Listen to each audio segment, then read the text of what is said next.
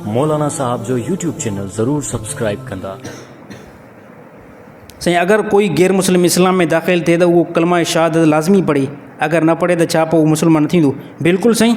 अगर कोई भी गैर मुस्लिम इस्लाम के अंदर दाख़िल थे तो उन जे लाइ बिल्कुलु लाज़मी आहे, फ़र्ज़ु आहे तो वो कलमा शहादत पढ़े। अगर न तो पढ़े तो मुसलमान कीअं थींदो? कोई भी हिंदू, कोई भी गैर मुस्लिम, कोई भी यहूदी, कोई भी ईसाई इस्लाम के अंदर अचे थो तो सब खां पहिरियां उनखे ईअं चवणो पवंदो त मां पोइ पंहिंजे मज़हब ते तौबा थो कयां। ॿिए नंबर ते मां शाहिदी ॾियां थो हिन पूरी काइनात जे अंदरि अल्लाह अकेलो आहे। इन सां गॾो गॾु मुहम्मद रसूलुल्लाह अल्लाह जो बंदो ऐं अहिड़ी तरह आख़िरी नबी आहे। कोई भी जेकॾहिं मुसलमान थिए थो न त इन शइ जी इक़रार लाज़मी करिणो पवंदो। हिकु नंबर ते ज़बान सां, ॿिए नंबर ते दिलि में तस्दीक़ करणी पवंदी। हाँ दिल जो मामलो अल्लाह के हवाले कबो, इन तो असो दिल ॾिसंदासीं। अगर कोई हिंदू थे, हिंदू इस्लाम में दाख़िल थे, उन तो चो मां पूरी कायनात में अकेले अल्लाह के मञा थो। अहिड़ी तरह मोहम्मद मुस्तफ़ा सल्लल्लाहु अलैहि वसल्लम अल्लाह जो बंदो ऐं आख़िरी रसूल आहे।